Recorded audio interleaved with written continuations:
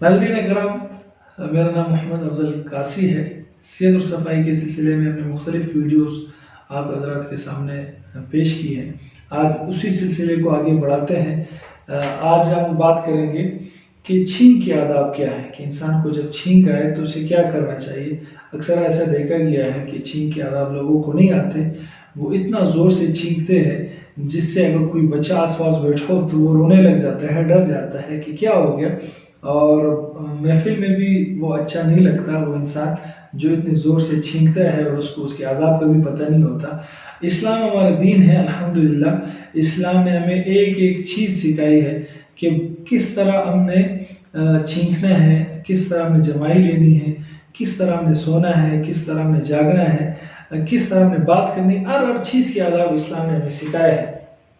تو ہم یہ کوشش کریں کہ اسلام نے جو ہمیں چیزیں بتائی ہیں، جو آداب بتائے ہیں، اس پہ خود بھی عمل کریں، جس سے ہماری زندگی کافی آسان ہو جائے گی اور جنت کا راستہ ہمارے لیے آسان ہو جائے گا، اور دوسروں کو بھی وہ بتائیں، تاکہ علم پھیلانے سے پھیلتا ہے۔ یہ علم ایسی چیز ہے کہ جس کو جتنا پھیلاؤ گے وہ پھیلے گا اور آپ کو اس کا فائدہ ہوگا، اور بات آپ کے عمل میں آئے گی، آپ کی سمجھ میں آئے گی۔ تھانوی صاحب مولانا اشرف علی تھانوی رحمۃ اللہ علیہ فرماتے تھے کہ جس کام کو میں اپنے اندر سستی دیکھتا کہ یہ کام یہ میرے اندر آ جائے تو اس پہ میں بیان کر دیتا، لوگوں کو بتا دیتا تاکہ وہ چیز میرے اندر آ جائے۔ تو چھینک کے آداب یہ ہے کہ انسان کو جب چھینک آئے تو کوشش کرے کہ اپنے سر کو یوں نیچے کر کے، تاکہ اس کی جو تھوک وغیرہ ہے وہ دوسرے کے منہ پر نہ پڑے اور آواز بھی کم سے کم نکلے، یوں کیا جائے۔ ایک طریقہ یہ ہے کہ چھینکا جائے، پھر ٹشو سے اپنے ناک اور منہ کو صاف کیا جائے، اور دوسرا طریقہ یہ ہے کہ چھینکا اگر آئے تو اپنے یہ کونی سے اس طرح چھینکا جائے۔ تو یہ دونوں طریقے ہیں، یا اس طرح بھی کر سکتے ہیں۔ اپنے آپ کو چھینک اس طرح ہو کہ کم سے کم آواز ہو اور اس کی انسان کی جو تھوک وغیرہ ہے وہ دوسروں پہ نہ لگے، یہ کوشش کی جائے۔ چھینکنے کے بعد اللہ کے شکر کے طور پہ الحمدللہ کہنا چاہیے۔ یہ سائنسی لحاظ سے بھی اس کے بہت سارے فائدے ہیں کہ چھینک آئے تو اس کی کافی سارے فوائد ڈاکٹر حضرات بتاتے ہیں، کیونکہ اس پہ میرا فیلڈ نہیں ہے تو اس وجہ سے میں اس پہ بات نہیں کرنا چاہتا ہوں۔ حضرات اس پہ ریسرچ کریں، دیکھیں کہ ڈاکٹر حضرات نے کیا کہا ہے کہ چھینک کے کیا کیا فائدے ہیں، اور انسان چھینک کے بعد کیوں اس کو شکر ادا کرنا چاہیے۔ تو الحمدللہ کہنا چاہیے چھینکنے والے کو۔ جو بندہ اس محفل میں بیٹھا ہو وہ چھینکنے والے کا الحمدللہ سنے تو اس کو چاہیے کہ وہ پڑھے یرحمک اللہ، یرحمک اللہ، یرحم رحم سے ہے کہ اللہ اس پہ رحم فرمائے، اللہ تم پہ رحم فرمائے۔ الحمدللہ، یہ اللہ تیرا شکر ہے، تمام تعریفیں آپ کے لیے، تمام تعریفیں اللہ کے لیے۔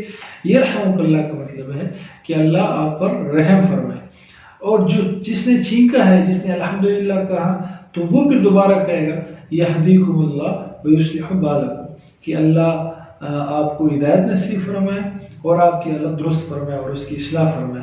تو یہ پھر چھینکنے والا واپس اس کو دعا دیکھے گا۔ دیکھیں اسلام کی کتنی زبردست تعلیمات ہے کہ وہ چھینکنے والا بھی اللہ کی تعریف کر رہا ہے، جس نے سنا وہ بھی اس میں اللہ کا ذکر آ رہا ہے یرحمک اللہ، اور دوبارہ یہ واپس یہدیکم اللہ۔ تو ایک ہی وقت میں 3 مرتبہ اللہ کی حمد بیان ہو رہی ہے، اللہ کا ذکر ہو رہا ہے۔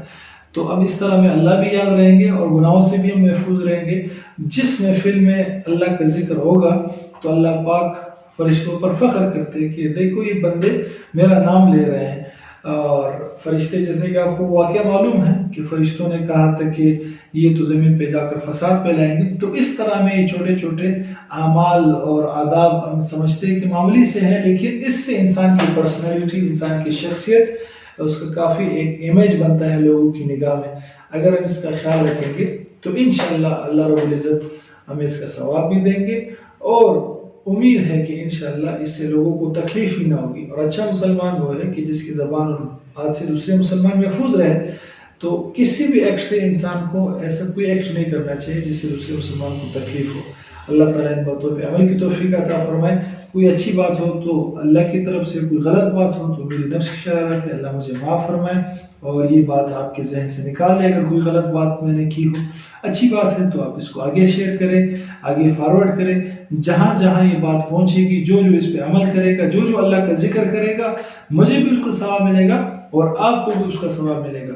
یہ سوشل میڈیا کا پاور ہے، یہ تو گناہ جاریہ بھی بن سکتے ہیں اور صدقہ جاریہ بھی بن سکتے ہیں، تو اس کو آپ صدقہ جاریہ بنائیں اور اس کو آگے زیادہ سے زیادہ شیئر کریں۔ وآخر دعوانا الحمدللہ رب العالمین۔ السلام علیکم ورحمۃ اللہ وبرکاتہ۔